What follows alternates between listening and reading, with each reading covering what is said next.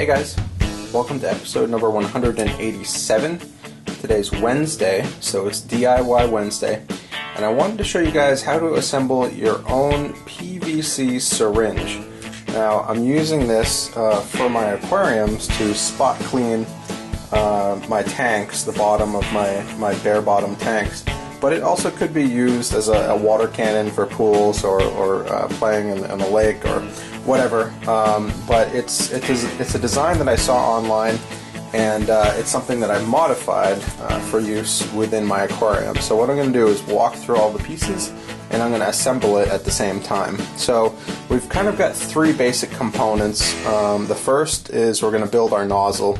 So what I've got here is a 1/2-inch PVC pipe, and that's connected to a 1/2-inch by 3/4 inch adapter.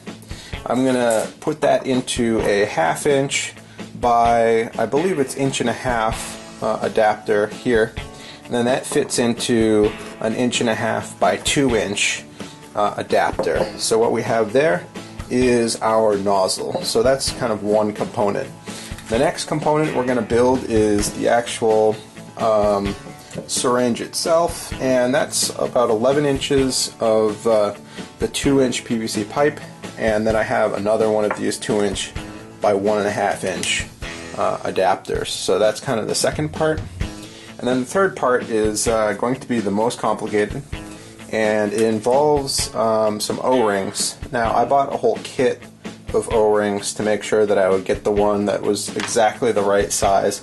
But essentially what I did was I took my 1.25 inch PVC pipe, and as you can see, I've kind of sanded little ridges, 2 ridges along this pipe, and what that helps me do is kind of place these O-rings on the pipe, and it helps them kind of get to the exact right depth, and I'll show you this later, so that they slide in and out of this tube without too much friction, but without not enough friction to make a seal. So essentially I sanded just deep enough so that when these O-rings fit on, it makes a good seal, and it allows those O-rings to slip up and down inside that pipe.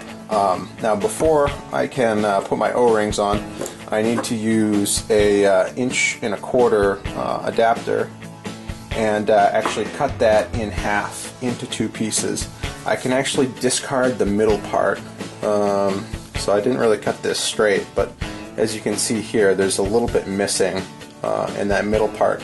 I didn't actually need, but what I'm going to go ahead and do is slide these on, and it's a pretty tight fit, but I'm going to slide one of those on, and then I'm going to slide the O-ring on so that it goes in my channel, and then I'll slide the other one on, try to line it up as best I can, and then I'll slide my other O-ring on, and then the last part I have to complete this is an 1.25 inch cap. And once I've slid all of those on and aligned this properly, what we're going to have is an 1.25 inch pipe, an 1.25 inch cap, 2 O-rings, and 2 pieces of an 1.25 inch adapter. And that's actually going to be my plunger to go on the inside of the syringe. What I'm going to do is just put a T on the end of that, and that will basically complete my entire setup here. Now, what I want to do, this is all something that can be assembled and taken apart very easily, is just slide this up and in. And you can see that fits fairly well there. When this gets a little wet, it slips a little bit better, and that will allow this to be used inside the aquarium. But I want to put the T on the end there, and then I want to turn this around, and this is my plunger end, and just want to tighten that on and get that on good there. So what we have here is our completed syringe. It's a 2-inch pipe. It's about 14 inches total, and that's going to allow me to very quickly suck up quite a bit of water inside my aquarium. And with the 1/4-inch nozzle here, I can get pretty good pinpoint accuracy on where I'm sucking the water up. And the good thing is it's small enough that it won't take up too large of material, but it's large enough that it won't get plugged up if you've got pieces of plants and stuff that you're trying to suck up. So anyways, this is kind of a prototype. Let me know what you guys think. Let me know if you guys have any improvements that you can think of.